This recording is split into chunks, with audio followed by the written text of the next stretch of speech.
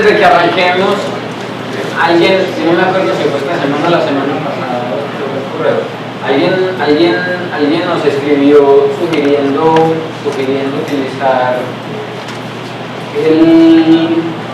como un recurso, que me parece muy interesante, la proyección que están haciendo ahorita en el planetario. Fue esta semana, no me acuerdo. Alguien, de hecho no recuerdo quién fue el que nos escribió el correo, no fue el que nos escribió el correo. ¿Fue Edgar? Sí. Sugiriéndonos que utilizáramos la proyección que están corriendo ahorita en el planetario, que es sobre colisiones, sobre todos estos cosas. Yo respondí porque lo tenía que pensar con la almohada, ¿no? Que a pesar del correo me pareció muy interesante, pero tenemos un problema. Estamos muy apretados de tiempo.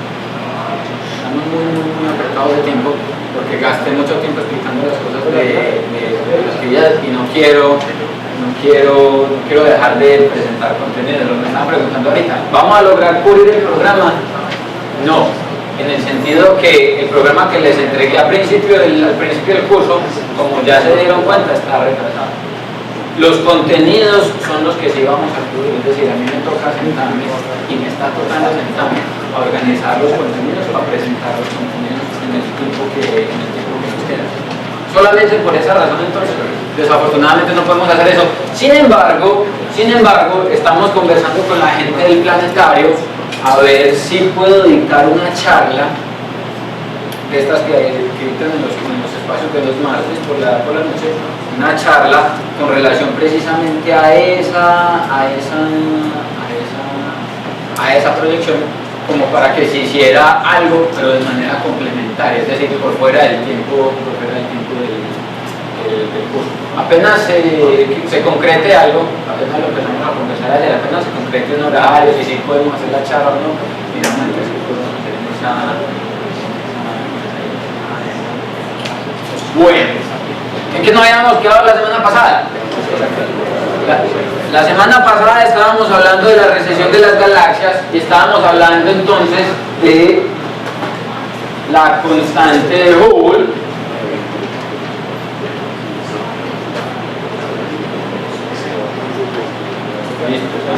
Estábamos hablando de la constante de Hubble como la cantidad que caracteriza la rata de expansión del universo. Habíamos visto que en particular, entonces, primero, el universo se está expandiendo, no quiere decir que las galaxias se estén alejando unas de otras por culpa del movimiento de las galaxias, sino porque es el espacio-tiempo mismo el que se está estirando.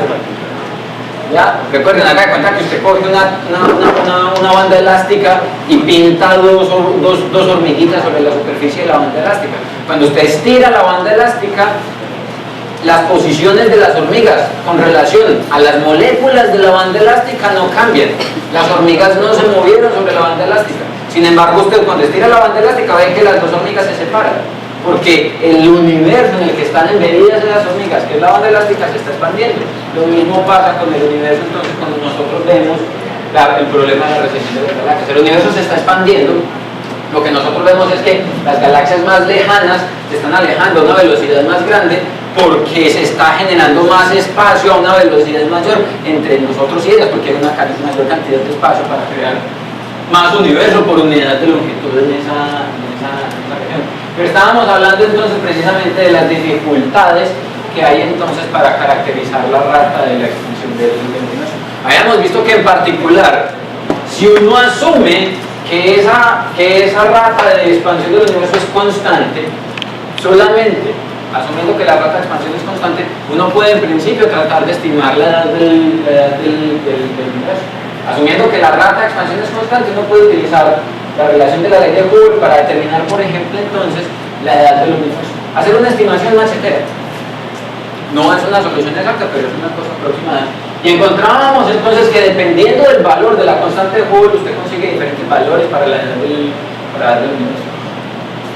Encontrábamos diferencias del orden de un factor de 10, es decir, usted podía tener o 2.000 millones de años en el caso de la constante de Hubble que había sido observada por Hubble mismo, o del orden de 12.000 millones de años o de 13.000 millones de años, dependiendo de cuál de los valores recientes asuma es válido para el valor de la constante de Hubble. La constante de Hubble es realmente una característica importante. Es digo, caracteriza la rata actual de expansión del universo, y a diferentes instantes de tiempo caracteriza la rata de expansión del universo. Es una cosa que nosotros, otra cosa, recordemos que H0 es la que es la constante de Hubble. Miren, H0 es la que es la constante de Hubble.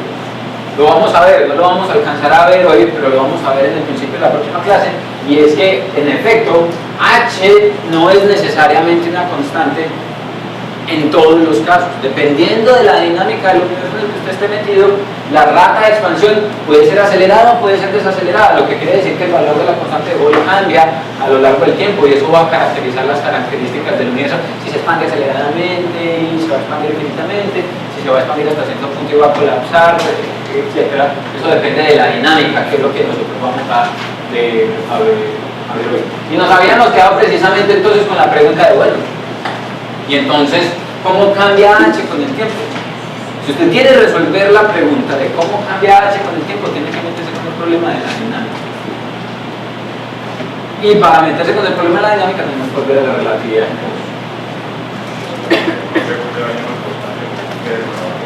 Es constante porque cuando usted la mira ahora, para todas las galaxias, tiene que tener exactamente el mismo valor. En el mismo instante, o sea, hoy para todas las galaxias en el universo, H tiene exactamente el mismo valor. Exacto, depende. El asunto es que, otra vez, ojo, que esto solamente es válido cuando asumimos que H es constante. Si H no es constante, esta relación no es válida. Entonces el tiempo de vida del universo ya no es 1 sobre H, sino que se vuelve una cosa más complicada, y puede darse que H no sea necesariamente. ¿Ya? Eso es solamente en el caso en el que esto se satisfaga, que H sea un carro. Si no es constante, es como cuando usted tiene un carro moviendo en la autopista, que tiene una aceleración que va a una velocidad que varía, entonces dependiendo de la velocidad en cada instante, es la rata de cambio de posición con respecto al tiempo. La velocidad del carro, y algunas veces va a ser creciente y algunas veces va a ser bastante creciente, que es lo que puede pasar con H en el caso absolutamente más general. Esto es solamente, de nuevo, una aproximación que nos puede dar una idea de más o menos. Entonces, por ejemplo, en entrada, ¿cuál sería la edad del universo? Suponiendo que H sea constante. El asunto es que es una aproximación que nosotros hacemos muy válida, porque, como vamos a ver después, en efecto, hay una fracción considerable del tiempo de vida del universo durante la cual H se comporta más o menos como constante, durante la cual la expansión del universo es una rata de tal manera que cuando hagamos el cálculo correcto, no lo vamos a hacer, pero cuando les muestre el resultado correcto, van a ver que esto no cambia de 13.9 pasa a 13.2. Es decir, es una aproximación bastante válida, con la que simplemente a través de una división que usted puede hacer con una calculadora consigue la universo sin tener que ser integrales y cosas de esas, que es lo que uno tiene que hacer en el caso exacto. Entonces, la pregunta que nos formulamos es, bueno, y entonces H, ¿cómo cambia en el tiempo? Implica que usted se pregunte entonces acerca de la dinámica del tiempo. Y esta es la dinámica del tiempo.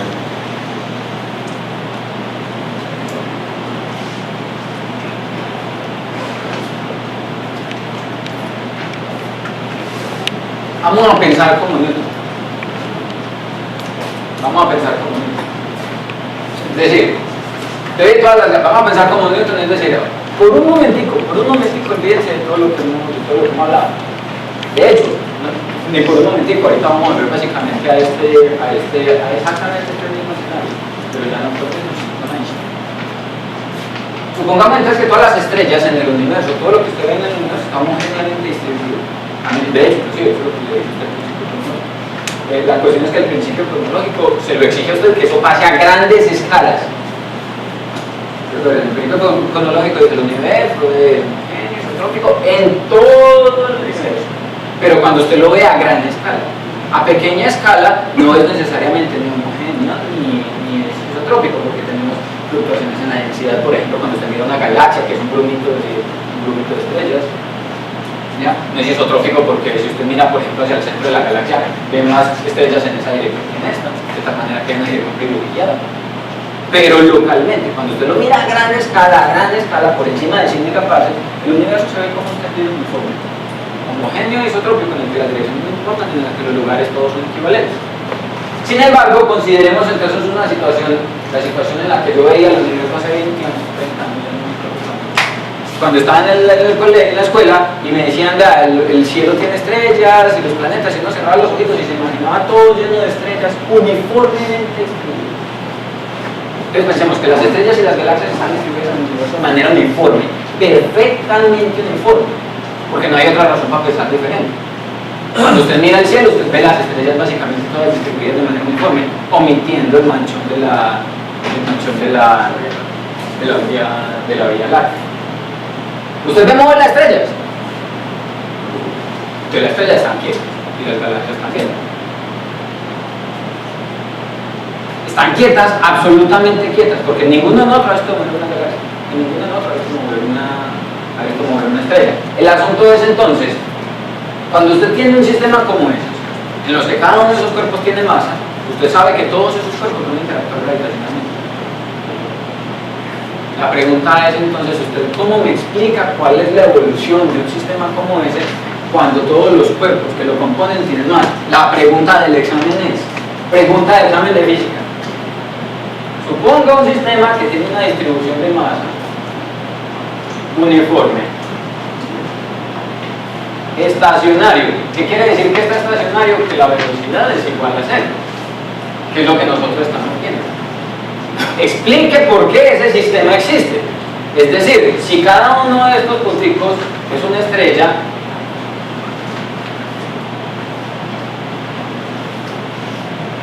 o una galaxia, o una nave de un platillo volador, un cuerpo que está en el cielo, y usted sabe que cada uno de esos objetos tiene masa, y usted sabe que cada objeto que tiene masa se atrae con otro objeto que tiene masa, explíqueme cómo diablos hace para tener un universo con esas características. Y esa es una pregunta que me estoy haciendo yo, es una pregunta que le estoy haciendo a ustedes, es una pregunta que ya se habían hecho hace 500 años. Esa pregunta se la formuló Newton. Y antes de Newton también se la habían formulado. ¿Cómo es la estructura del universo o qué características debe tener el universo para asegurarnos entonces que lo que nosotros estamos viendo es así y que está completamente o que es completamente explicable por las reglas de la física que nosotros conocemos? En esa época, que cuando usted tiene dos cuerpos con masa, esos dos cuerpos se atraen con una fuerza que es directamente proporcional a sus masas y inversamente proporcional a la distancia que los separa. ¿Cuál es la respuesta a esa pregunta? ¿Cómo asegura usted entonces que el universo en el que usted habita no se destruya? Porque es que una cosa como esta, si yo suelto un reguero de estrellas como este en el cielo, en la mitad del espacio, eso va a colapsar. ¿Sí o no? Porque es que esta estrella se va a atraer con esta, y todas con todas, eso se va a volver una energía gravitacional, y todas van a atraer con todas, y al final todo va a colapsar a un punto. Entonces, ¿cómo es que el universo está ahí? Y peor aún, ¿cómo es que el universo está ahí y las estrellas que nosotros estamos viendo están quietas?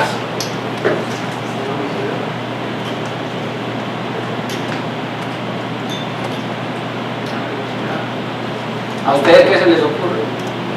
Todos tienen la hojita de preguntas. Entonces háganme el favor, denme una respuesta. ¿Qué se les ocurre? Es una pregunta que tiene 500 años de antigüedad. O sea, denme una respuesta. ¿Ustedes qué se les ocurre? ¿Qué es lo que asegura o cómo pueden asegurar que en efecto lo que estamos viendo existe? Es decir, que el universo existe. Si todos esos cuerpos tienen masa, se deberían estar atrayendo gravitacionalmente. Deberían estar colapsando a un punto, pero no, están quietos. Lo que yo estoy viendo en el cielo, yo veo siempre la constelación de Orión tiene la misma forma, la de la Escorpión Austral tiene la misma forma, la de Centauri tiene la misma forma, todas están ahí quietas. Y han estado ahí quietas 2000 años. ¿Qué es lo que puede hacer en principio entonces? Visto desde el punto de vista newtoniano, veámoslo desde el punto de vista, ¿qué es lo que tiene que pasar para que el universo tenga una estructura como esa, una estructura estacionaria? ¿Qué se les ocurre a ustedes?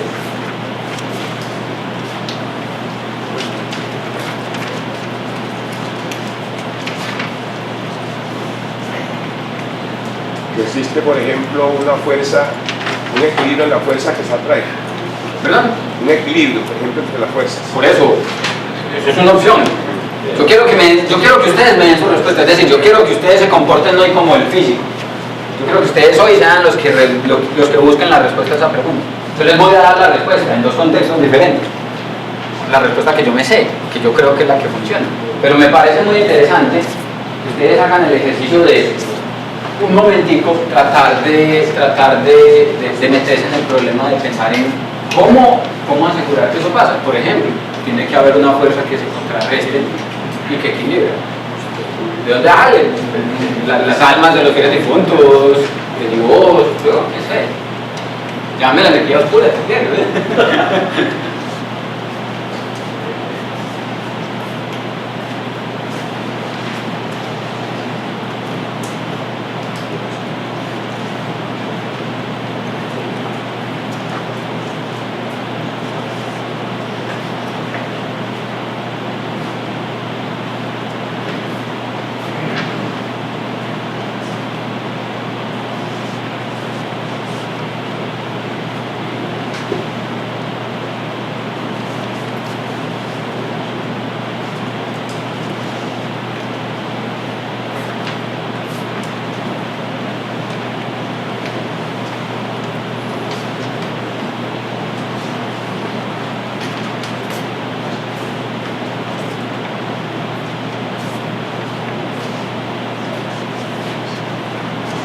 Todos tienen su teoría del universo.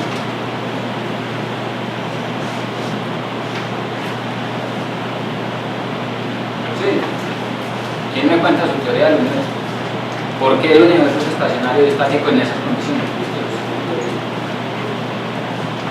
¿Quién me comparte su idea de ese le quita el móvil?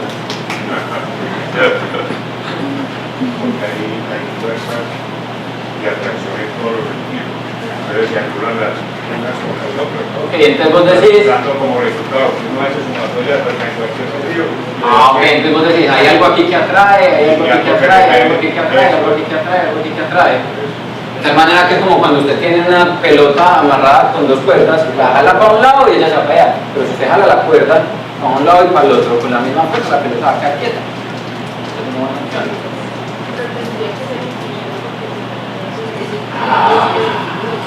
Eso es lo que les estoy diciendo, díganme qué es lo que tiene que pasar. Lo que los estoy invitando es a que ustedes piensen cómo es que tiene que ser, cuál es el modelo físico que tiene que pasar. Entonces, fuerzas actuando en todas direcciones.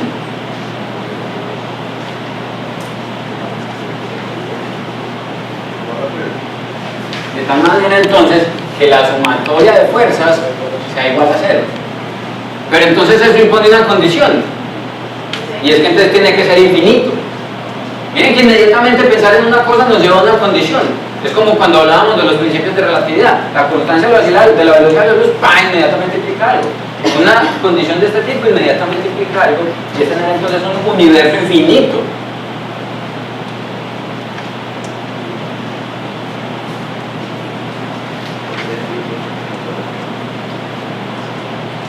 ¿Qué más? Porque se curva y se cierra. El elemento como una estrella. Ok, que no necesariamente sea plano.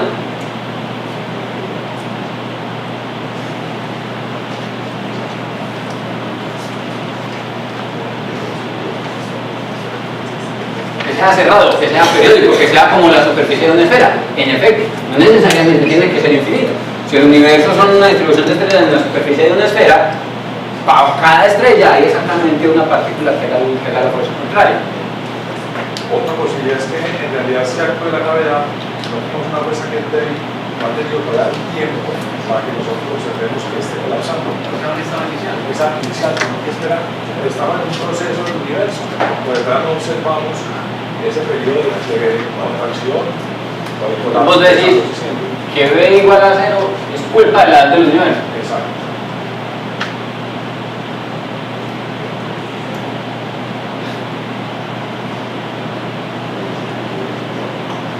Interesante. ¿Quién más me da una posible respuesta a ese modelo del universo?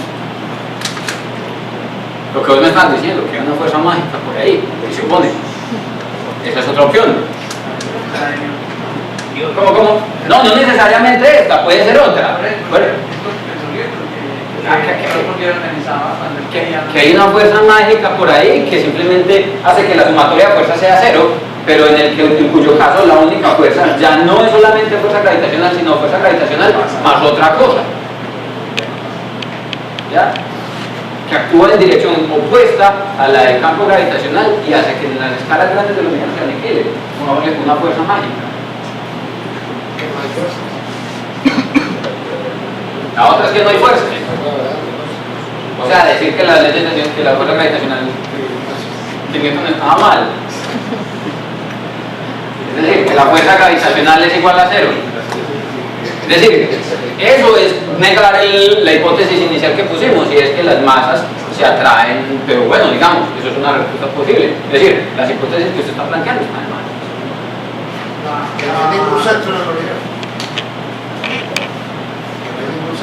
Pero eso que viene, eso ya va con la infinitud observado.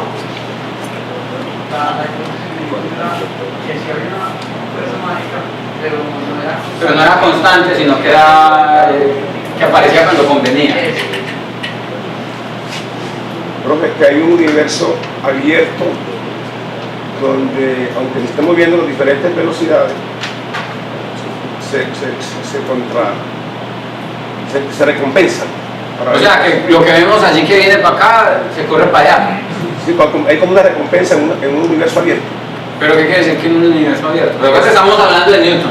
Pues, o sea, hablando de universo cerrado, debe haber un universo Por eso no, cuando hablamos de un universo cerrado estamos hablando de que es periódico. Entonces, siendo periódico, el universo es por ejemplo, la superficie de una esfera. Un universo abierto es infinito. Ok, un universo infinito en el que entonces un movimiento en una dirección se compone. Porque el universo cerrado es ilimitado pero finito. Es una compensación en el movimiento. Sí, señor.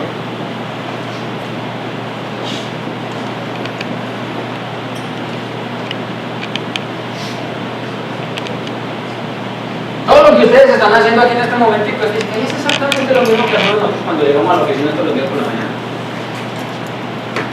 Simplemente que todas esas ideas hay que ponerlas en términos de ecuaciones, así como lo hemos hecho. Yo les pongo, vea esto, la masa tiene que hacer esto, tiene que hacer esto, y luego escribimos una ecuación.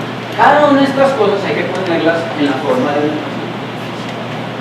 Poniéndola en la forma de una ecuación hay que echar numerología, y echando numerología uno verifica si en efecto cada una de esas funciones es válida o no. Me parecen muy interesantes esas ideas. Me parecen muy interesantes esas ideas. El asunto es que cuando uno coge todas esas ideas y le mete números, empieza a poder descartar. Por ejemplo, ¿cómo podríamos descartar que esto es culpa de la del universo?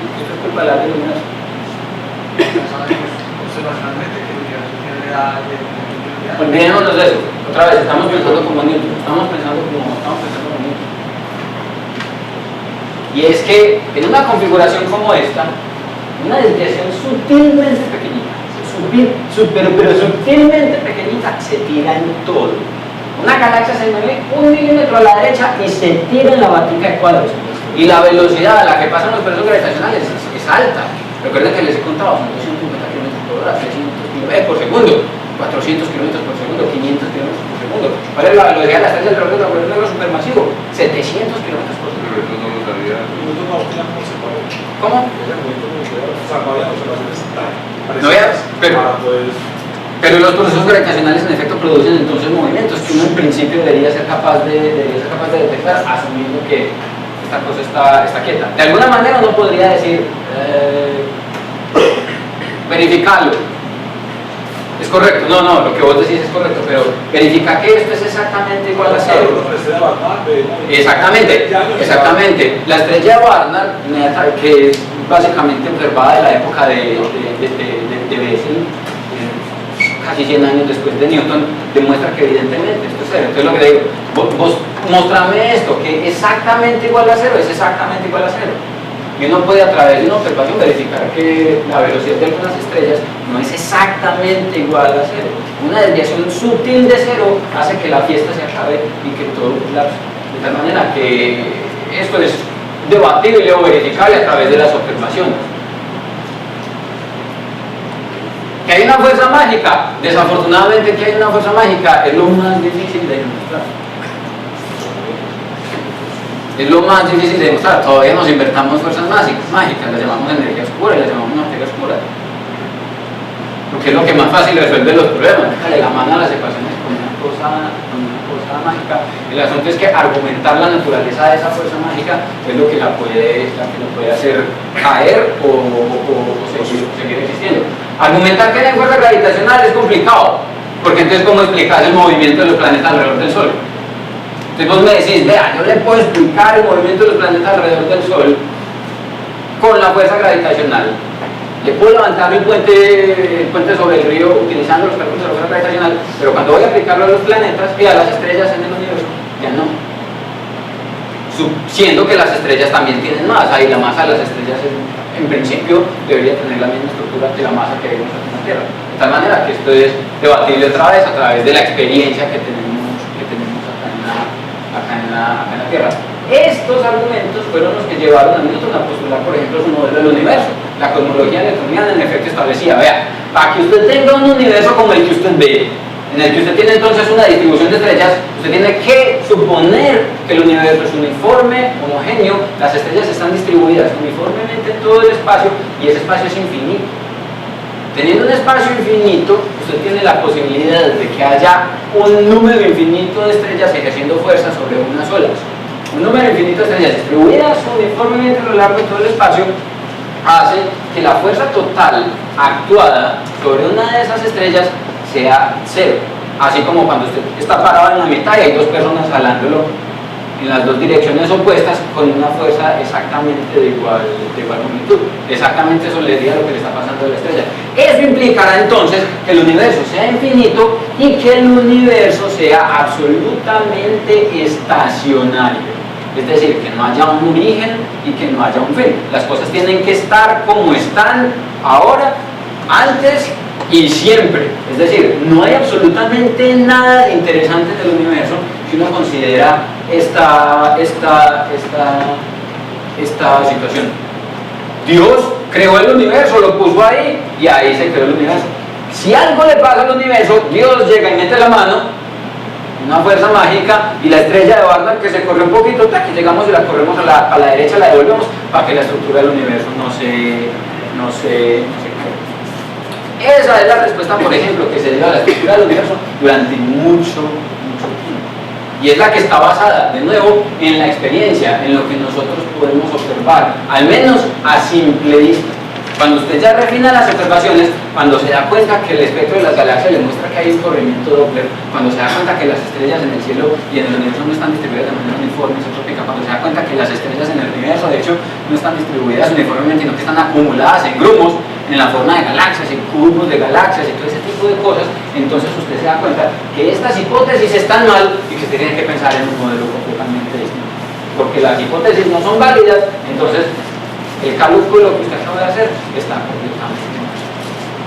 Entonces, para suponer que las fuerzas, las materias de fuerzas de igualación no se debería suponer también que todos los objetos, pues todas las estrellas que están distribuidas de una manera uniforme tienen la misma masa. Exactamente, que hay una homogeneidad completa, una homogeneidad en la forma como está distribuida la masa, una homogeneidad en la forma como están distribuidas espacialmente los puntos en el universo. Es una homogeneidad completa, es decir, el universo es como la Matrix, es idéntico en todas partes, exactamente igual en todas partes y extendido de manera uniforme. Entonces, o sea, para suponer eso también, pues nos supondría un universo finito, como decían ahorita, que es cerrado, pues, que estuvieran como partiendo del punto que es homogéneo a las mismas distancias, que a veces no se supondría que el universo es infinito, sino que es finito, pero a la misma distancia en todos los puntos.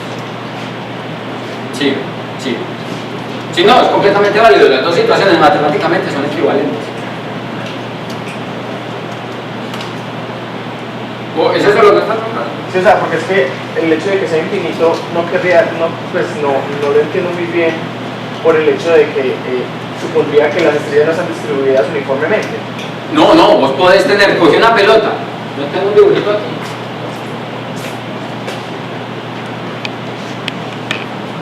Si vos coges la superficie de una esfera, sobre la superficie de una esfera, usted puede distribuir un conjunto de puntos de manera uniforme, siempre.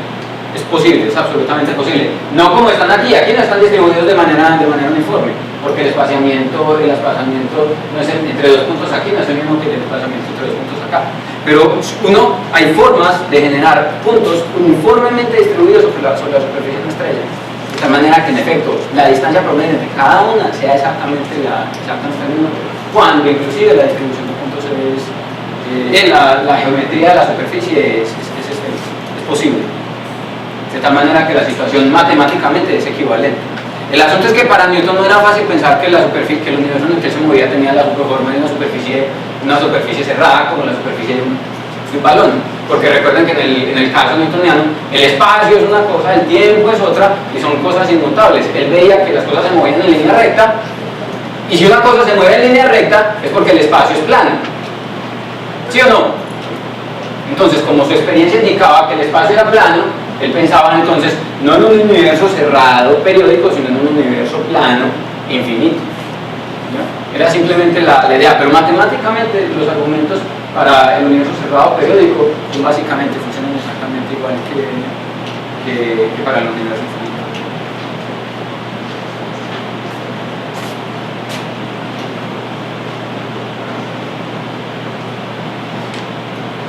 Entonces, es ahí donde nosotros argumentamos la necesidad de introducir entonces la relatividad general. Porque mire que para hacer cosmología newtoniana usted tenía que escribir las ecuaciones de movimiento de Newton. Miren que entonces la dinámica del universo newtoniano se escribía o se describía viendo cómo se movían las masas en ese universo newtoniano. Y usted estudiaba la evolución de ese universo newtoniano escribiendo las ecuaciones de movimiento de Newton para ese universo, en el que la sumatoria de fuerzas de las partículas es igual a cero.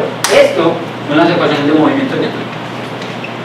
Lo que nosotros necesitamos hacer ahora entonces es darnos cuenta de que en efecto la dinámica del universo no está regida por la dinámica de Newton. Ya sabemos, volvamos entonces al presente, ya sabemos que la mecánica gravitacional de Newton no es correcta y que por tanto entonces necesitamos una teoría que sea correcta para describir entonces la interacción gravitacional entre los cuerpos. La forma como la masa que está metida en el universo afecta su movimiento y el movimiento del universo mismo. Ahí es donde necesitamos entonces establecer la idea de utilizar una teoría gravitacional correcta que nos permita explicar lo que nosotros observamos. A Newton esto le bastaba para explicar lo que él observaba. Nosotros ahora podemos ver más de lo que Newton veía y necesitamos entonces construir una teoría que sea mucho más robusta que la que él tenía. Miren que una característica particular del modelo newtoniano entonces es que el universo era una entidad absoluta e inmutable. Es decir, el universo está ahí, está quieto, ha estado ahí siempre y va a estar siempre. Y no le va a pasar absolutamente nada nunca. Esa era la situación antes. Ahora nosotros sabemos que el universo, que es el tejido del espacio-tiempo, el lugar donde pasan las cosas, el escenario donde están tocando las orquestas, es una entidad dinámica. Ya sabemos que las características de ese espacio-tiempo, de ese universo, pueden cambiar dependiendo de qué hay adentro. El espacio-tiempo es una entidad dinámica. Y por tanto, entonces, para poder responder a la pregunta de cómo evoluciona el espacio-tiempo, de cómo evoluciona el universo, tenemos que mirar un poquito acerca de entonces cuáles son las características de ese espacio-tiempo. En particular, el espacio-tiempo es una entidad dinámica. Usted pone una masa en un lugar y el espacio-tiempo es curva. Si usted la quita, ¿qué le pasa al espacio-tiempo? Vuelve y se pone plano. Si usted la vuelve y la pone, y vuelve y se curva, y vuelve y la quita y se pone plano. Entonces usted inmediatamente tiene como si fuera un resorte. Es una entidad absolutamente dinámica. Todas las cosas en el espacio-tiempo cambian cuando las posiciones o la distribución de masa, energía en el universo cambia. Cuando yo me pongo acá y me pongo acá, la geometría del espacio-tiempo cambia. A veces es que, siempre es mucho como para que el efecto sea perceptible por el universo. Que el universo diga, oh, Juan Carlos se movió. No. Pero en efecto, si uno fuera riguroso, cada que usted se mueve, el espacio-tiempo se acomoda. El universo se reacomoda cuando usted se va a almorzar a su casa ahorita al mediodía. Y va a ser completamente diferente al universo que hay esta mañana cuando usted salió, porque un montón de gente se movió. Esta idea de que el espacio-tiempo entonces es una entidad dinámica, que para ustedes no es una idea nueva, es la que nos va a ayudar entonces a describir el comportamiento del universo a través de lo que nosotros ahora podemos observar. Entonces, para responder a la pregunta de cómo se mueve el universo, recordemos entonces cuáles son las condiciones sobre las cuales estamos trabajando. La primera es entonces el espacio-tiempo le dice que la masa, le dice al espacio-tiempo cómo hay que curvar. El espacio-tiempo curvo le dice a las partículas con masa cómo se tienen que mover. Y el universo como tal es homogéneo y isotrópico. Lo que estamos poniendo aquí son de nuevo las condiciones sobre las que hemos, o con las que hemos trabajado todo este tiempo. Simplemente se las estoy. Miren que estas condiciones, así como esta condición, estas condiciones implican cosas. La primera implicación entonces es que las características, dadas estas condiciones, las características de la respuesta que nosotros demos va a ser absolutamente dependiente del contenido de masa-energía que hay en el universo. ¿Por qué pongo masa energía? Porque nosotros ya sabemos que en relatividad general masa energía es la misma cosa. De tal manera que usted puede hablar de planetas o puede hablar de un campo de radiación. De tal manera que la distribución de planetas en el universo afecta la geometría del espacio-tiempo y un campo de radiación, por ejemplo, el campo de radiación emitido por esta lámpara también lo hace. Y los dos tienen que ser considerados cuando usted esté estudiando la dinámica del universo. Entonces, dadas estas condiciones, la primera implicación entonces es que tenemos que saber cómo está distribuida la masa-energía en el universo, y eso va a ser un problema para nosotros. Y es un problema sobre el que vamos a discutir después. Y la otra cosa es que, inclusive, si la dinámica del universo va a depender de cuánta masa energía hay en el universo, la dinámica misma también va a depender de cómo está distribuida esa masa energía en el universo. Les pongo un ejemplo. Usted coge y quiere hacer una torta, otra vez, los que se acuerdan cómo se hace una torta. Usted tiene sal, tiene azúcar y tiene harina. Dependiendo de cuánta sal le eche, usted tiene una torta buena o tiene una bola de sal con harina. Son exactamente los mismos ingredientes, harina, sal y azúcar.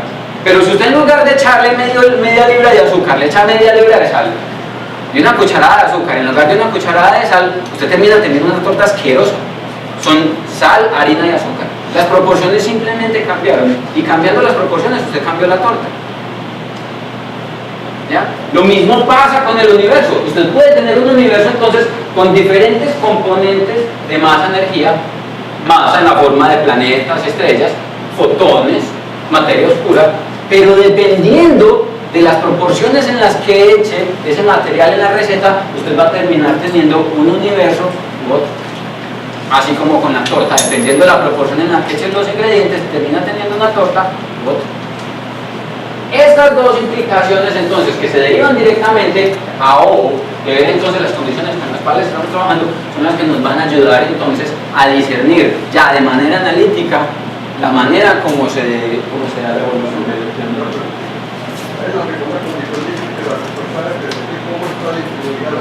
Sí. Pero en la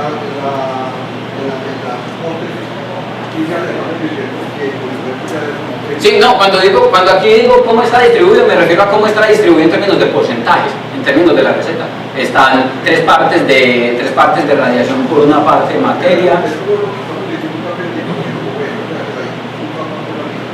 Sí, el universo es homogéneo y isotrópico, pero no quiere decir que tiene que haber igual cantidad de radiación e igual cantidad de materia bariónica, por ejemplo. Que tiene que haber la misma fracción de radiación y materia bariónica en todas partes. Eso sí es homogeneidad y isotropía. Pero puede ser que yo tenga un universo en el que la mitad del contenido de masa energía, el 70% del contenido de masa energía sea materia bariónica en nosotros y el 30% sea radiación. Si esa relación, si esa proporción se sostiene a lo largo de todo el universo sigue siendo homogéneo y sigue siendo isotrópico, porque en todas partes la receta tiene 30% de radiación y 70% de materia bariónica. Es homogéneo.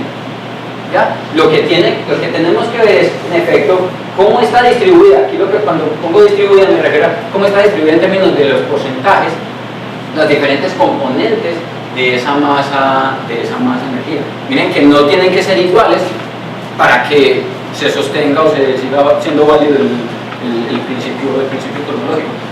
Es como hablábamos de la densidad del universo, como vamos a ver ahorita ya analíticamente, cambia. La densidad del universo hoy no es la misma que la densidad del universo ayer.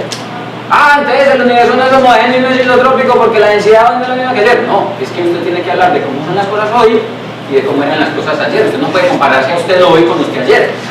Usted hoy está más viejo. El usted de hoy no es el mismo del usted de ayer. De tal manera que hacer la comparación no es apropiada.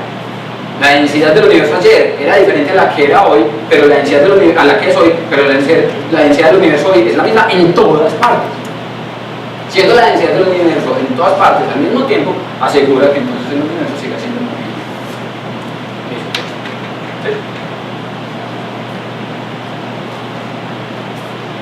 Entonces, todo va a depender de esto, todo va a depender de las condiciones, y tengan muy en cuenta entonces que esto lo vamos a considerar más adelante para ver la respuesta. Les estoy poniendo esto otra vez porque estas son las ecuaciones. Esto que tenemos aquí son las ecuaciones. Las tenemos escritas en términos de palabritas, en cristiano. Ahorita las vamos a escribir en términos de ecuaciones, en la forma matemática. De tal manera que cuando vean estas cosas ahorita, lo que nosotros vamos a llamar la métrica de Robertson-Walker, no se asusten. Porque lo que tienen escrito en esa ecuación no es más que exactamente estas condiciones y estas implicaciones que tenemos aquí. Antes entonces, dado que tenemos que entender cómo se curva el universo, por culpa de la distribución de masa, volvamos un poquito acerca al asunto de la geometría, porque no es lo mismo ver la curvatura del universo alrededor de una partícula con masa que ver la curvatura del universo como un todo. Primero, resetéense y acuérdense, cuando miren el universo no lo miren desde fuera. El universo no tiene borde, entonces miremos el universo y cuando les diga cierren los ojos, imagínense el universo, no se imaginen una bolita negra en una cosa blanca. No, imagínese usted dentro de la bolita negra y olvídese de que afuera hay algo, porque ese afuera no existe. Entonces, cuando usted está en esa situación, usted cómo ve la curvatura del espacio-tiempo. Cuando hacíamos ese ejercicio con el espacio-tiempo plano de una masita era muy fácil, porque en efecto veíamos como observadores externos. Mirando como un observador interno es muy difícil darse cuenta de eso. Es como tener la situación de una hormiga. Una hormiga, ¿cómo se da cuenta que se están moviendo dos hormigas gemelas? La paradoja de los gemelos con las hormigas, una hormiga aquí y otra hormiga acá. Ellas están conectadas psíquicamente. De tal manera que lo que ve una y lo que siente una, lo ve la otra y lo siente la otra. Eso es un ejemplo, eso no existe. Ejemplo, no existe. Entonces, usted pone una de esas hormigas a caminar sobre la superficie de una esfera muy grande y pone la otra hormiga a caminar sobre una superficie plana. Esta le dice, ve, yo estoy caminando sobre una superficie plana, y esta otra, yo también. ¿Cuál de los dos está diciendo la verdad? ¿Cuál de los dos está diciendo mentira? Si usted es la hormiga que está sobre la superficie de la esfera muy grande, ¿usted cómo se da cuenta? Simplemente localmente que está en efecto caminando en una superficie que no es plana, sino una superficie curva. Es imposible, es el mismo problema que tuvimos en la Tierra hasta hace 500 años. Y la Tierra es chiquitica. Cuando usted está metido dentro de un escenario y ese escenario tiene una curvatura característica, es muy difícil darse cuenta cuáles son las características de ese escenario, las características de curvatura. Y más aún, si la curvatura de ese escenario es muy sutil. La curvatura del universo vista localmente es muy sutil. El universo localmente es plano, así como la Tierra localmente es plana. De tal manera que uno no se alcanza a dar cuenta de esa situación. Pensemos entonces cómo se diferencia entonces un espacio-tiempo plano de un espacio-tiempo curvo cuando usted lo mira desde adentro y no tiene la posibilidad de mirar las trayectorias curvas asociadas a la geodésica que describen la geometría del universo como tal. Para eso entonces, valgámonos entonces de un postulado, de un axioma de la geometría bastante polémico, y es el de las rectas paralelas. Para todos nosotros es familiar entonces ver dos rectas paralelas, ¿cierto? ¿Qué son dos rectas paralelas? Son dos rectas que no se cruzan, jamás. Es decir, ellas no se cruzan aquí no se cruzan aquí, no se cruzan aquí, no se cruzan aquí, no se cruzan aquí, y usted puede avanzar todo lo que quiera en esta dirección, puede avanzar todo lo que quiera en esa dirección, y esas dos rectas jamás se van a cruzar. Decir que dos rectas son paralelas porque jamás se van a cruzar es como decir que dos rectas son paralelas cuando a una de ellas, una perpendicular, es perpendicular también a la otra, ¿cierto? Miren que si yo tengo una recta paralela, una recta A, y tengo esta línea recta que es perpendicular a esa línea A, ¿cómo va a ser esta línea con relación a la línea B? Perpendicular. Entonces usted puede decir, dos rectas son paralelas cuando ellas jamás se cruzan, pero también puede decir que dos rectas son paralelas cuando las dos tienen una perpendicular común. ¿Sí o no? Es equivalente. Porque usted sabe que cuando hay dos rectas que tienen una perpendicular común, estas dos cosas jamás de los jamás se van a ver, ni por aquí ni por acá. Esa es una situación bastante común a todos nosotros en geometría plana. Resulta que esto es completamente válido en geometría plana, pero el problema es que hay más de una geometría. Hay más de una geometría y hay situaciones en las que dos rectas que inicialmente son paralelas ya no necesariamente en un punto particular lo van a seguir siendo. Miren esta situación. Yo tengo una recta aquí, esta. Mírenla localmente, párese en la posición de la hormiga. Usted ve localmente esta línea A y hay una línea perpendicular a ella, ¿cierto? Es exactamente la situación que tenemos aquí. ¿Sí o qué? Esa línea perpendicular se encuentra aquí con otra que es perpendicular a ella, de tal manera que esta es la línea A, esta es la línea B. En esta región, estas dos líneas A y B son paralelas, exactamente como la línea A y B. Son paralelas porque tienen una perpendicular común, ¿sí o no? Mire que tienen una perpendicular común porque esta línea corta a 90 grados a la línea A y corta a 90 grados a la línea B. Proyéctelas al infinito. Entonces usted llega a la proyecta y llega hasta por aquí, listo, pare ahí. Proyecte esta hasta el infinito y llegan a este punto y se cruzan sobre la superficie de una esfera.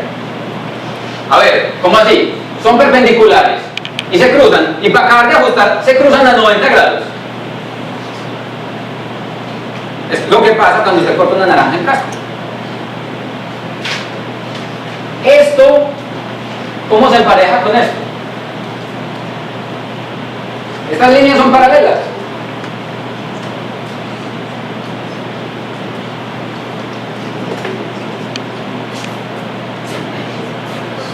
¿O son perpendiculares?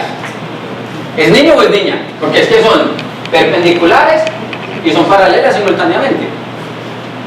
El asunto es que el paralelismo entre líneas depende de la geometría que usted esté considerando. Hay más de una forma geométrica, hay más de un espacio geométrico.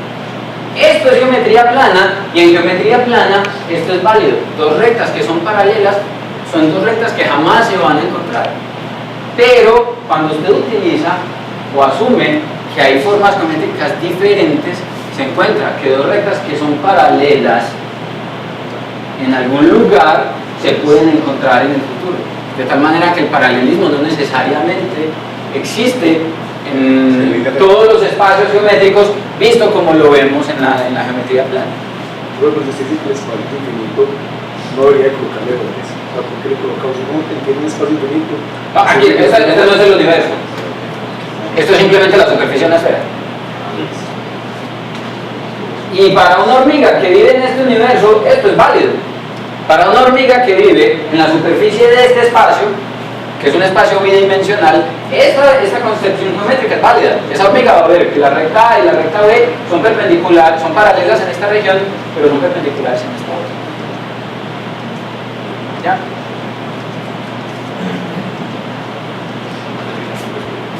Entonces, el problema es que usted tiene que entender un poquito más acerca de geometría para poder pensar entonces qué es lo que le está pasando al espacio-tiempo. El espacio-tiempo curvo, ya, cuando usted considera un espacio-tiempo plano, todas estas cosas son válidas. Todas las cosas con las que usted está acostumbrado. Porque el espacio-tiempo alrededor suyo es más o menos plano. Volvemos a la misma situación de la relatividad especial y la relatividad general. A la escala de los eventos a los que nosotros estamos acostumbrados, el espacio-tiempo se comporta más o menos plano, así como la superficie de la Tierra localmente se comporta más o menos plana, es más o menos plana. En otras escalas no necesariamente lo es, y tenemos que considerar entonces situaciones más generales en las que el espacio-tiempo probablemente no sea plano y en las que probablemente entonces esta condición no se satisfaga. Eso nos lleva entonces a considerar diferentes tipos de geometrías generales, en las que las curvas ya no presentan las mismas características a las que usted está acostumbrado. Hay geometrías entonces planas, que son las que ustedes aprenden en el colegio y las que utiliza casi todo el mundo en la universidad, geometría plana euclidiana. Hay geometría hiperbólica y hay geometrías elípticas. Hay también otros tipos de geometrías más complicadas, pero nosotros nos vamos a casar solamente con estos tres. Las características de estas geometrías dependen en particular de cómo está curvado ese espacio. Si es un espacio-tiempo que no tiene ninguna curvatura, entonces dos líneas que son paralelas jamás se van a cruzar. Pero si el espacio-tiempo está curvo de esta manera, como lo es por ejemplo en el caso de la superficie de una esfera, dos líneas que son paralelas eventualmente en algún lugar, en otro se van a intersectar. De tal manera que efectivamente ninguna línea en una superficie de este tipo va a ser paralela jamás. Porque si este es el caso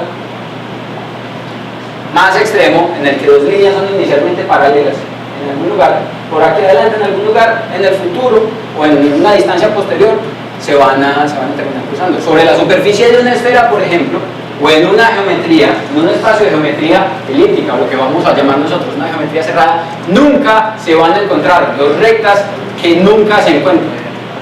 Dos rectas sobre la superficie de una superficie curva elíptica siempre se van a cruzar. En algún lugar, muy lejos o muy cerca, siempre se van a cruzar. Mientras que uno puede encontrar espacios geométricos en los cuales usted puede tener inclusive más de una curva paralela a otra. Recuerden, definimos una curva paralela a otra como aquellas curvas que jamás se van a cruzar. Miren que esta curva, con esta curvatura, jamás de los jamases se va a encontrar con esta. Y no es la única, porque yo puedo pintar otra que venga orientada en esta dirección. Y puedo pintar otra que venga orientada en esta dirección. De tal manera que en una geometría hiperbólica, por ejemplo, la unicidad a la que estamos acostumbrados del paralelismo en la geometría euclidiana ya no se satisface, por ejemplo, aquí. Esta es la geometría, por ejemplo, descrita por la superficie de una esfera, mientras que esta es la geometría descrita por la superficie de una silla de montar, una silla de montar a caballo. ¿Ya? ¿Se iba a preguntar algo? Puede ser aplicable la geometría euclidiana en el caso de la traza pero eso es local. Ah, ya, no, por eso, esos son casos eventuales, en efecto, nosotros estamos hablando de la situación más general. En la geometría euclidiana, nunca, es decir, usted traza la línea así, y como sea que la dibujen, siempre van a ser paralelas. Mientras que en el caso de la geometría elíptica, si usted las traza así, está bien, jamás se van a cruzar, pero si las traza así ya no, lo que quiere decir que no es general. Entonces, hay más de una geometría, y lo importante aquí, el mensaje aquí, es que las características geométricas de cada uno de esos espacios dependen de la curvatura. La curvatura de una silla de montar a caballo es igual a la curvatura de un balón de fútbol. ¿Qué es la curvatura? En términos coloquiales, no pongamos una ecuación. ¿Qué es la curvatura? La curvatura es un número. Recuerden lo que decíamos cuando hablábamos de la deformación del espacio-tiempo por culpa de la masa. La curvatura es simplemente un número que le dice qué tanto se desvía un espacio de la forma plana. ¿Sí o no? Un lugar más curvo que otro es un lugar que se desvía más de la forma plana que otro. ¿Ya? De tal manera que, dependiendo de qué tanto y en qué forma se desvía la forma curva en este lado o la forma curva en este otro, van a ser las características geométricas de ese espacio. Ahora, pensemos que ese espacio que nosotros estamos considerando aquí no es un espacio cualquiera, sino que es el espacio-tiempo. Lo que quiere decir entonces que las características geométricas de ese espacio-tiempo van a depender de su curvatura. No les estoy diciendo nada que no les haya dicho hace 3 clases. Volvemos exactamente a la misma situación. Las características geométricas del espacio-tiempo dependen de cómo está curvado. El asunto es que ahora no estamos pensando el espacio-tiempo alrededor de un punto, sino que estamos pensando el espacio-tiempo como un todo. Ya no estamos viendo la curvatura del espacio-tiempo por culpa del Sol, o la curvatura del espacio-tiempo por un agujero negro, sino la curvatura del espacio-tiempo porque tiene todas las estrellas del universo, tiene todas las galaxias del universo, nos tiene nosotros ahí metidos. De tal manera que como tiene una masa ahí metida, tiene una curvatura, y las características de curvatura entonces nos van a indicar cuáles son precisamente las trayectorias geométricas que van a seguir las partículas en su interior, y en particular además la trayectoria que va a seguir ese mismo espacio-tiempo a lo largo del mundo. Tenemos entonces que, si usted considera espacios con diferentes curvaturas, usted tiene el espacio con curvatura nula, que es el de referencia con el que nosotros comparamos todo, porque es el más fácil y es el que nosotros estamos acostumbrados. Un espacio con una curvatura positiva, que está asociado precisamente a la geometría elíptica, la geometría desarrollada por Riemann. Una curvatura positiva, en términos de números, para los que les interesan las fórmulas, la curvatura está definida simplemente como el inverso del radio de la superficie en la que se está considerando. ¿Cuál es el radio de una superficie plana? El radio de una superficie plana es infinito, porque usted puede pensar en cada caso que está parado en una esfera de radio cada vez más grande. ¿Sí o no? Dada la confusión, cuando usted está parado sobre la superficie de una esfera, como no sabe si está parado sobre la superficie de una esfera o si está parado sobre un plano, usted puede pensar entonces que siempre que usted esté parado sobre una superficie plana, realmente está parado sobre la superficie de una esfera de radio infinito. El radio de una superficie plana es infinito, y 1 dividido infinito casi siempre da 0. La curvatura entonces de una superficie plana es 0 en virtud de esta definición, mientras que la curvatura de una superficie esférica es mayor que 0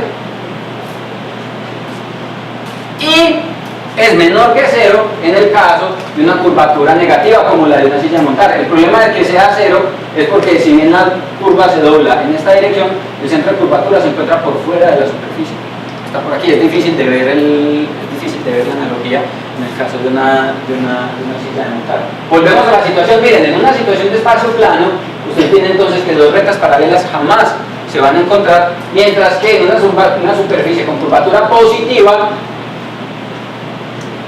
es muy probable que 2 rectas entonces en general se puedan cruzar en algún punto más adelante o en algún punto más atrás. Mientras que en una superficie con curvatura negativa puede darse la situación en la que haya más de una sola curva que sea paralela a otra, es decir, más de una curva que jamás se va a encontrar con otra, siendo ellas todas curvas diferentes. Nosotros vamos a caracterizar entonces los espacios y la geometría de esos espacios de acuerdo a su curvatura. ¿Por qué de acuerdo a su curvatura?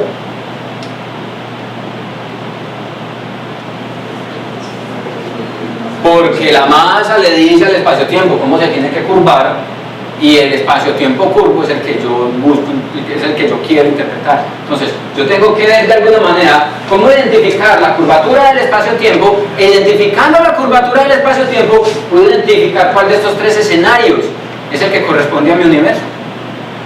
Y puedo entonces utilizar las cosas que hemos aprendido de relatividad en términos de esa curvatura para poder explicar lo que le está pasando al universo. Entonces, vamos a definir superficies con curvatura positiva, negativa o nula para caracterizar ese universo del que nosotros hemos estado hablando. Otra vez, porque en relatividad general todo lo que nos interesa es la curvatura del espacio-tiempo. Si tiene la curvatura del espacio-tiempo, tiene todo. ¿Sí o no?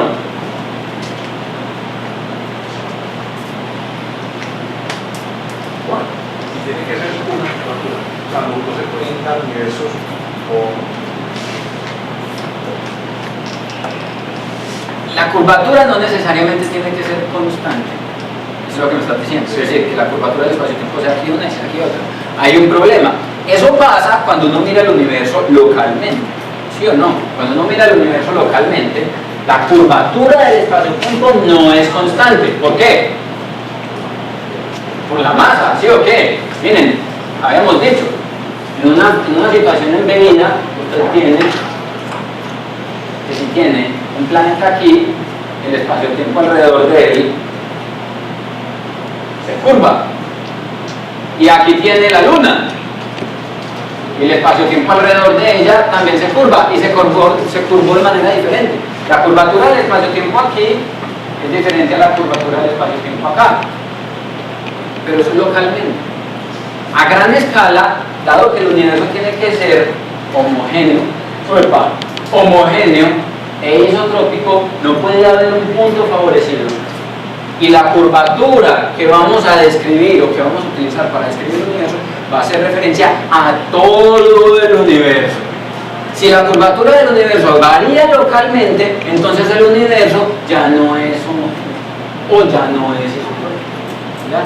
Como eso no es lo que nosotros queremos, como ese no es el universo que nosotros queremos describir, es posible hacer cosmología con una situación, es posible hacer cosmología rompiendo el principio cosmológico. Esos son otros modelos cosmológicos, pero eso no es lo que nosotros queremos. Nosotros queremos irnos por la observación que tenemos, es que el universo es homogéneo y es isotrópico, de tal manera que en esa suposición la curvatura de una superficie que nosotros vamos a llamar el universo es la curvatura de todo el universo, absolutamente todo el universo. Entonces pensemos que esa K que tenemos aquí es la K que caracteriza la curvatura de todo el espacio-tiempo, de todo el universo en el que usted está metido. Pienses entonces dentro de un universo, olvídese que afuera existe y que ese universo tiene una curvatura que es exactamente la misma en todas partes. ¿Ya? Y esa curvatura entonces es la que nosotros vamos a utilizar para describir el movimiento del universo, otra vez. Está claro, pero ¿cómo hago yo para escribir una curvatura del universo donde el 96% de masa y energía no la conocemos?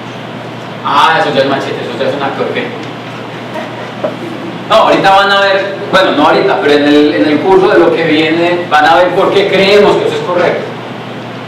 Esas cosas pueden cambiar, indudablemente, ya han cambiado y seguro lo van a hacer en el futuro. Eso es lo que tenemos ahora otra vez, con los modelos que tenemos y con la teoría que tenemos. Como desconocemos un montón de cosas, es muy probable que la curvatura que vemos ahora o que creemos que es la de ahora no sea la que va a ser dentro de 100 años, cuando tengamos mejores observaciones, cuando tengamos mejores modelos, cuando ¿sí?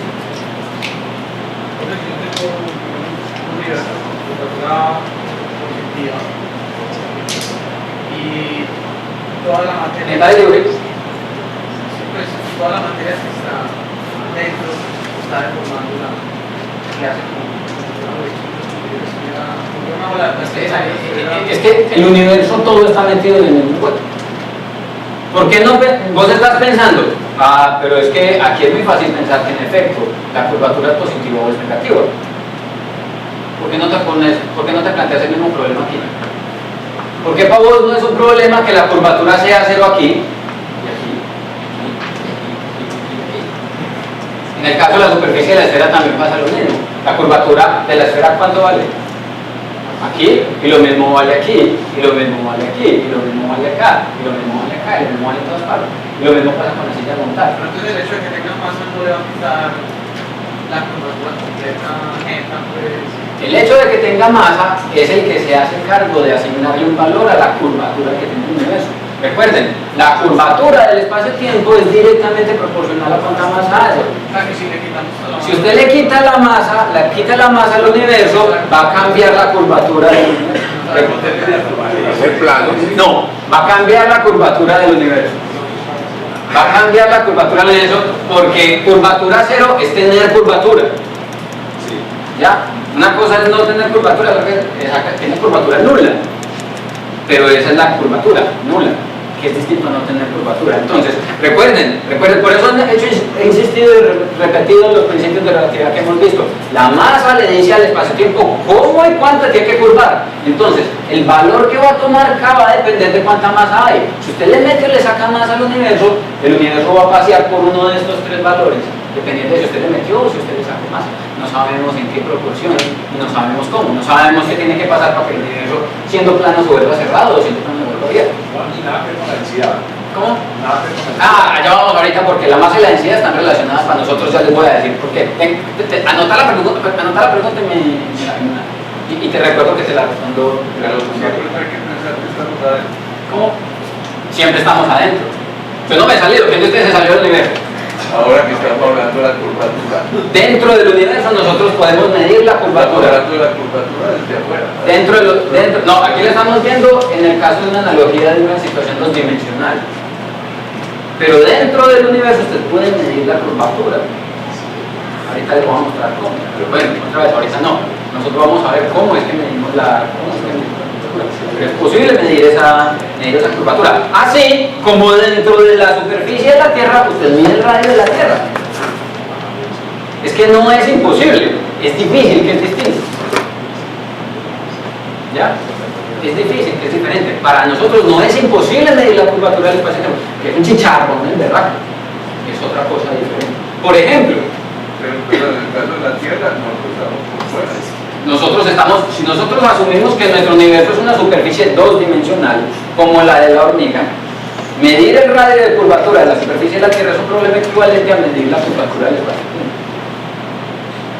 En términos del experimento es exactamente la misma situación, porque estamos metidos en esa situación. Suponga que usted habita en un universo dos dimensional, que la superficie es esférica, usted no puede brincar para arriba o para abajo, y solamente se puede mover hacia adelante y hacia atrás, hacia la derecha y a la izquierda en esa superficie de esfera. Eso es lo que nos pasa a nosotros, usted no puede volar, entonces usted está obligado a moverse sobre la superficie de esfera. Y aún así puede determinar la curvatura de la geometría de ese mecanismo que está metido. Entonces otra vez, el problema de la curvatura no es que sea imposible medirlo, es que es complicado, que eso no va a venir gratis. Pues oye, pero y uno tiene que pensar, digamos, si esto lo pensase en la por eso es que todos ustedes están poniendo la cara que están poniendo, porque es que de verdad, entender eso conceptualmente, en términos ya no de la hormiguita que está sobre la superficie de la pelota, sino en términos del espacio-tiempo, eso ya desafortunadamente no se puede ver. Yo no puedo hacerles aquí un dibujito del espacio-tiempo puro, porque yo no sé hacer dibujos en 4 dimensiones. Y ninguno de ustedes sabe hacer dibujos en 4 dimensiones.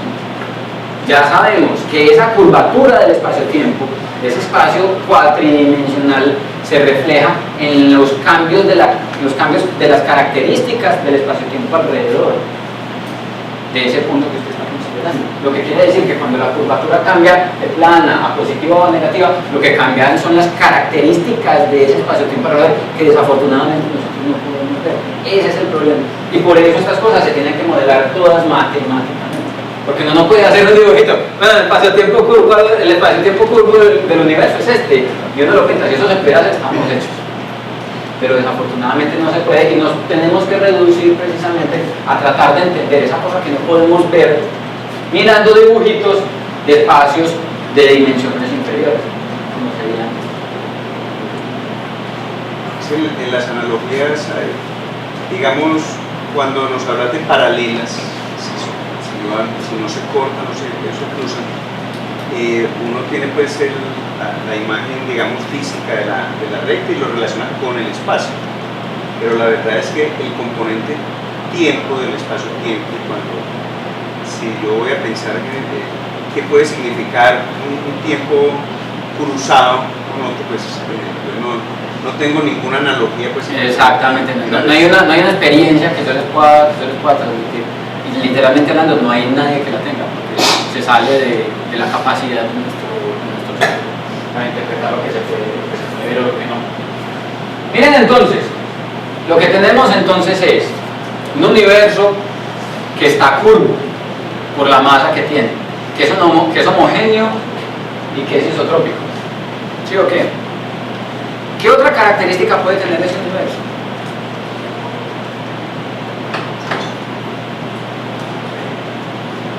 ¿Qué otra característica puede tener ese universo? Voy a poner otro ejemplo entonces. Volvamos a la analogía bidimensional. No se ve muy bien aquí, pero en la diapositiva sí se ve bien cuando la descarguen. Supongan que estos dos son exactamente el mismo universo,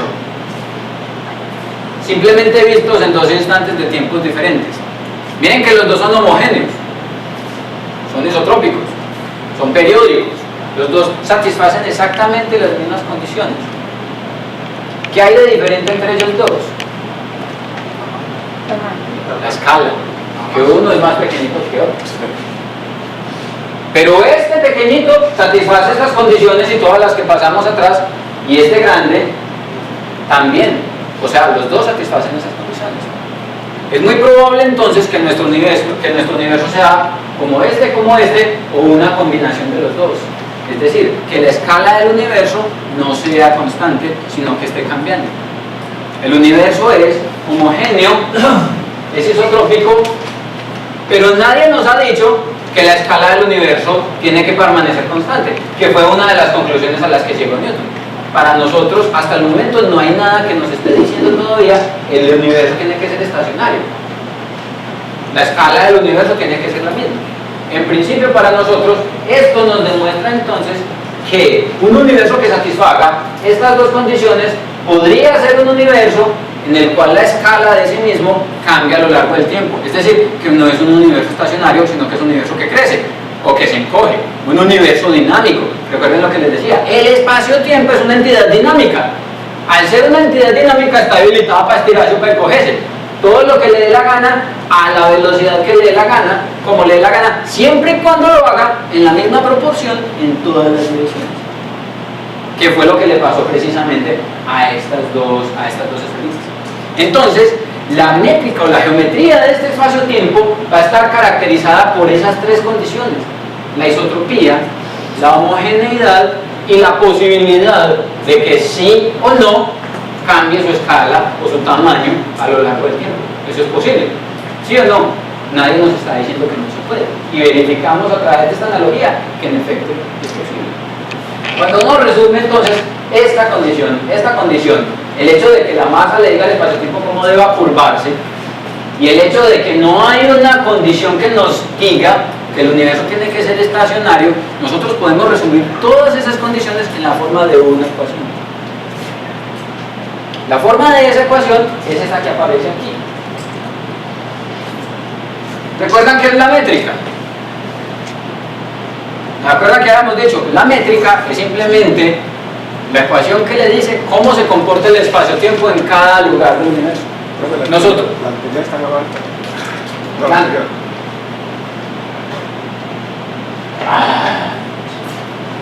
¿Qué es la anterior? El concepto de isotropía, para diferenciar bien homogeneidad, es eso.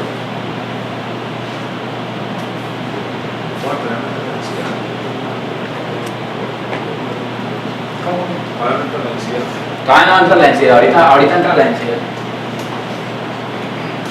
Me hicieron perder, yo que estaba diciendo.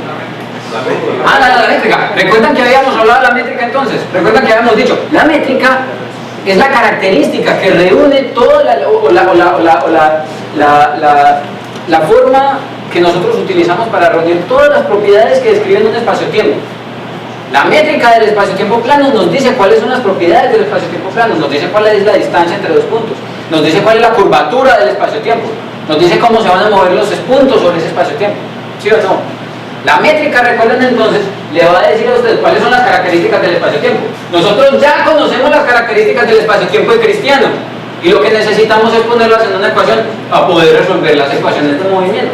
Cuando uno pone esto entonces, en términos de una ecuación, se encuentra con esto que tenemos aquí, que es la métrica del espacio-tiempo, la métrica de Rosen-Walker. Miren que lo que tenemos aquí es, habíamos escrito la métrica en términos generales. No le presten mucha atención a la forma de la ecuación, se ve fea, asquerosa, horrible, pero créanme que ustedes conocen todo lo que está ahí metido. Ustedes conocen todo lo que está ahí metido. Recuerden que ese el número de la métrica es un parámetro. es un número, punto. Lo pude haber llamado f para que se acuerden de f de x. Es simplemente un número. Pero o sea, eso me permite yo comparar la métrica entre Simplemente comparar la distancia entre dos puntos en el espacio-tiempo. Recuerden que esto lo habíamos definido como la distancia entre dos puntos en el espacio-tiempo, que era c cuadrado por c cuadrado menos bl cuadrado. ¿Se acuerdan? Miren que aquí aparece c por dt. ¿Se acuerdan que para el espacio-tiempo plano escribimos esto y era igual a c cuadrado por dt cuadrado menos dx cuadrado más dt cuadrado más dz cuadrado? Y esto es a lo que usted está acostumbrado, este es el universo en el que usted vive. Y este es el espacio-tiempo en el que resolvemos todos los problemas de relatividad especial. ¿Se acuerdan de los dibujos? ¿Ya? Lo que estamos viendo aquí no es nada más que lo mismo. Miren, aquí está la componente temporal y aquí está la componente espacial. La cuestión es que la componente espacial lleva un montón de información. ¿Qué información? Esta que nosotros acabamos de escribir en cristiano. Miren, por ejemplo, esa métrica de Rosenwalker, que es la que determina cuáles son las características geométricas del universo, resume en una sola línea toda esta capa que me he gastado una hora y media casi para decirlo. Miren, en principio, este numerito K que aparece aquí cambia la curvatura del espacio-tiempo. Si es que no, pensemos en lo siguiente. Eso que aparece aquí, bueno, hagamos una cosa. Ustedes recuerdan que además les había escrito la métrica en coordenadas polares. Les había dicho, hay dos formas de expresar la distancia a un punto, la posición de un punto, con X, con Y, con Z, o con R, con T, con Φ. Lo que estamos utilizando aquí es coordenadas polares. ¿Ya? Coordenadas polares, en R, en θ y en Φ. Eso que aparece aquí, este término que aparece aquí, se vuelve cero cuando el universo es homogéneo e isotrópico, como en el caso de la métrica de Schwarzschild, ¿se acuerdan? Yo puedo hacer cero esto y puedo hacer cero esto y todo este término desaparece. Este término da cuenta por la isotropía del espacio-tiempo. En la métrica de Rosenwalker está guardada la información o la condición asociada con el principio cosmológico que le dice el universo es isotrópico. También está guardada la información que le dice cuál es la curvatura del universo. Miren, ¿qué pasa si K vale 0? 1 menos 0, 1, y aquí queda dr cuadrado. Cuando usted pone dr cuadrado más esto al cuadrado, consigue exactamente x cuadrado más y cuadrado más z cuadrado, y es la métrica del espacio-tiempo plano. No lo hagan, créanme. Pero porque la curvatura solo está afectando uno de los términos, ¿verdad? Claro, porque la curvatura, ¿cómo depende de la curvatura de la posición angular? Sí, cuando vos miras hacia allá, deberías ver siempre exactamente el mismo. Sí, pero no debería quitar que vaya a quitar todos, al menos no los dejan, pero debería quitar ustedes. Porque un universo mínimo. Supongamos entonces esta situación.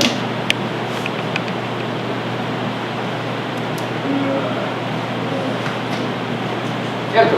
Yo tengo una superficie plana y pongo una masa, ¿cierto? Miren que la curvatura va a lo largo de esta dirección, también va a lo largo de esta dirección, también va a lo largo de esta dirección y va a lo largo de esta dirección. Está afectando los tres ejes. La cuestión, esto quiere decir, afecta a los tres ejes en la misma proporción. No importa si es para allá, no importa si es para acá, no importa si es para acá o no importa si es para acá. ¿Ya? La isotropía. Es decir, solamente afecta la distancia de las galaxias, pero no afecta en qué dirección esté, porque la afectación es igual en todas las direcciones. La curvatura que medís es la misma si vos medís hacia allá, o si vos la medís hacia allá, o si vos la medís hacia allá, o si vos la medís hacia allá, o si vos la medís hacia allá. De tal manera que no tiene por qué depender de este ángulo, ni tiene por qué depender de este ángulo, o de este ángulo. ¿Ya? Solamente dependerá de qué tan lejos estás viendo. ¿Ya? De tal forma que este término no debería depender o debería estar relacionado con la curvatura del espacio-tiempo. Es como el espacio-tiempo embebido alrededor del Sol. ¿De qué depende la curvatura del espacio-tiempo alrededor del Sol? Depende de en qué dirección están cayendo los objetos. No, ellos van radiales y ellos solamente sienten la curvatura en términos de la distancia porque es isotrópico. Como estamos hablando de un universo isotrópico, la curvatura no debería tener ninguna relación con la dirección en la que está viendo. Esto simplemente dice, cuando usted mide la curvatura del universo en esa dirección es la misma, y cuando la mide en esa dirección es la misma. A 90 grados, a 180 grados, a 270 grados, cuando vuelva allá, o a 90 grados hacia arriba, o a 90 grados hacia abajo. ¿Ya? Entonces, aquí está guardada la isotropía del universo, aquí están guardadas las características de curvatura del universo.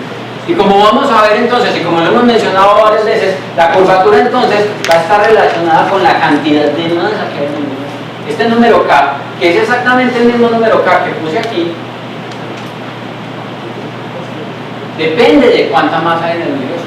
Entonces, para poder conocer cuáles son las características del movimiento del universo, necesitamos conocer este valor de K y necesitamos saber cuánta masa hay en el universo, porque ya les he insistido. Tanta masa le dice al universo cómo se tiene que curvar, es decir, cómo tiene qué valor tiene que tomar esta. Un segundito. Y esta otra cosa que aparece aquí simplemente controla la escala del universo. ¿Ya? Miren que esta sería la métrica del universo: isotrópico y curvo. Omitan esto, ¿cierto? Y si en lugar de A yo pongo un 2, esta sería la métrica de ese espacio-tiempo con la misma curvatura, con la misma isotropía, pero simplemente 2 veces más grande. Y si en lugar de A pongo 10, sería el mismo universo con la misma curvatura, con la misma isotropía, pero simplemente 10 veces más grande, que fue lo que acabamos de decir.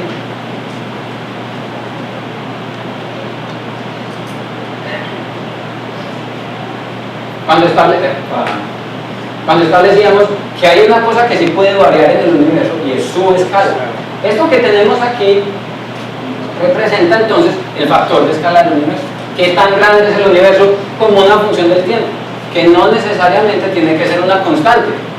Si este factor, que es el factor de escala, fuera una constante, tendríamos entonces un universo estacionario, el universo de Newton. ¿Cómo, perdón? ¿Dónde? Aquí. Sí, puede tomar cualquier valor. Puede tomar cualquier valor.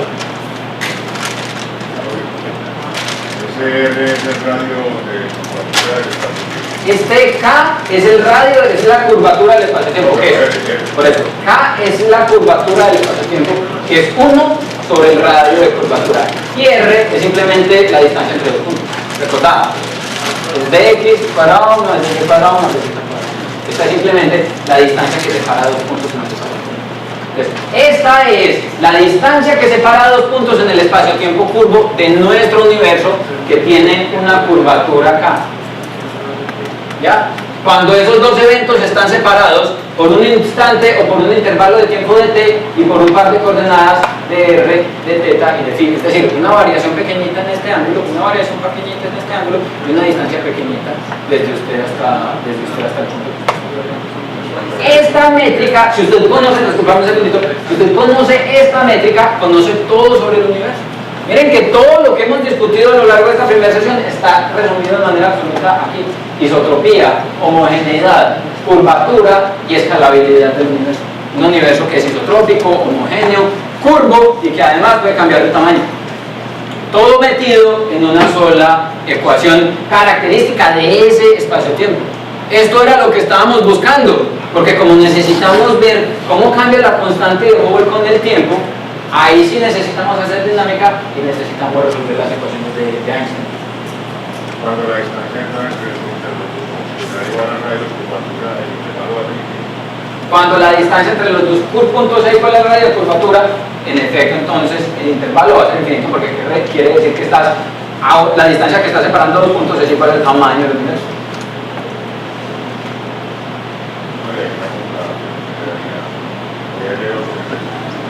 No, dr2 sobre 0 da así. ¿Cómo crea la masa una curvatura negativa?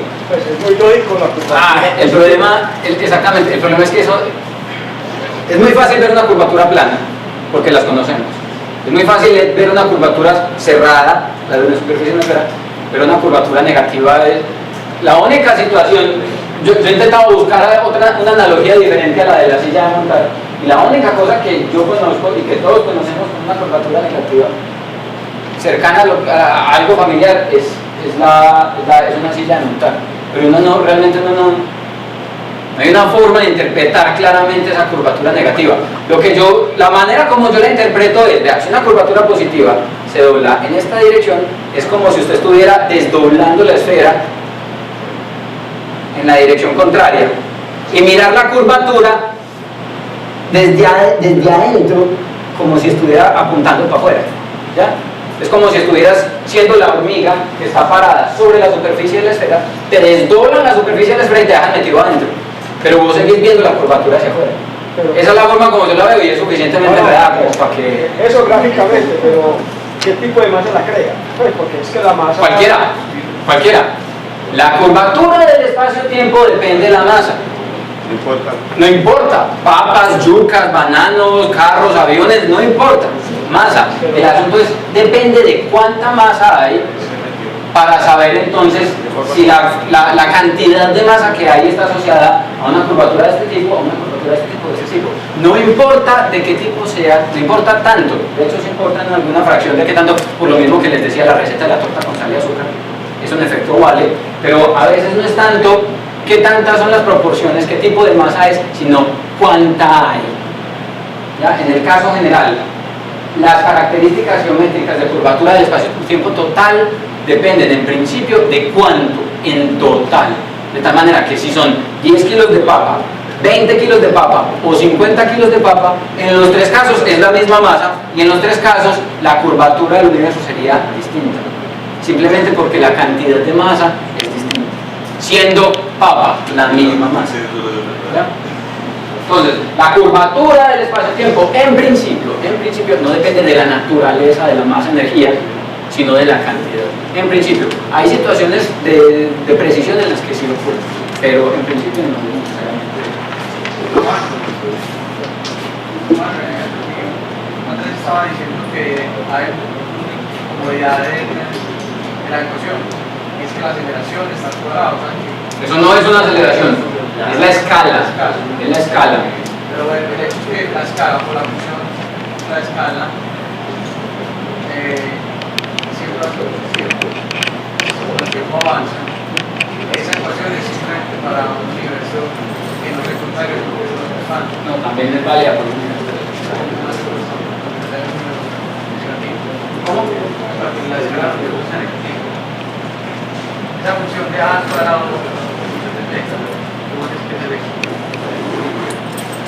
aquí no me importa que sea positivo o negativo. El signo va a salir cuando uno de aquí saca la ecuación de movimiento asociada a. ¿Cuál es la diferencia en términos de la trayectoria de lo que sube con lo que baja? Usted coge una trayectoria de un cuerpo. Si usted coge una partícula que va subiendo y va bajando en una trayectoria parabólica y parte la mitad, esto es exactamente igual a esto. Entonces, cuando usted tiene un universo que se expande y tiene un universo que se contrae, y esa situación es de esta característica, la expansión es análoga a la contracción, la solución es equivalente. Entonces, para mí resolver el problema del lapicero que sube hasta aquí es igual al problema del lapicero que cae hasta acá. Y resolver el problema del universo que se expande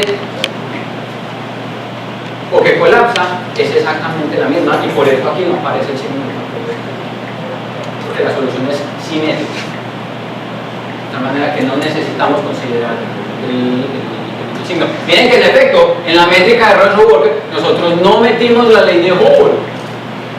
Si la métrica del universo, si la geometría del universo dependiera de si él se está expandiendo o se está contrayendo, aquí debería haber esa información, y no lo está. De tal manera que el universo le da lo mismo si se está expandiendo o se está contrayendo. Esto es lo más general que podemos tener. Esto nos va a permitir explicar un universo que se expande, un universo que queda quieto, un universo que colapsa. Es lo más general que podemos construir. Juan, pero ya tenía la duda que tenemos por la densidad, porque siempre tiene la duda. Hablamos porque conocemos que el universo se expande por una entidad de masa, energía oscura. Llamamos que la energía y la masa es lo mismo. Entonces se está creando energía que es masa. Y esa masa, al aumentar, cambia la curvatura. Entonces, ¿cómo no está metido? No. Entonces, eso no va a ir más, pero es que la masa dice cómo se ve el universo. Sí, yo creo en efecto, espacio, en efecto. Creo energía, que es masa. Entiendo claramente tu incomodidad, pero uno puede mostrar, en efecto, que aun cuando usted tiene un espacio-tiempo que se está expandiendo, en el que está metiendo masa, cuando uno interpreta esa masa como la expansión por culpa de la energía oscura, aún así puede mantener el espacio-tiempo con la misma curvatura. Y ahorita les voy a dar el primer indicio, y es que nosotros no podemos hablar de masa en el universo. Y ahorita vamos a volver a este argumento. Dígame cuánta masa hay en un universo infinito. Usted coge y calcula cuánta masa hay en una bolita y le da 10 kilos, pero como es infinito, usted puede coger una esferita de 20 kilómetros y le da 50 kilos, y luego una de 100 kilómetros y así hasta el infinito. Entonces uno no habla de la masa, uno habla de la densidad de masa. Hablando en términos de la densidad de masa, cuando usted expande el universo, crece el volumen. Como creció el volumen y creció la densidad de masa por culpa de la energía oscura, la densidad permanece constante. Eso lo vamos a mirar con más detalles. Pero te respondo para que me dejes en paz. Vamos a dejar aquí para que nos vamos a ir a tomar tinto.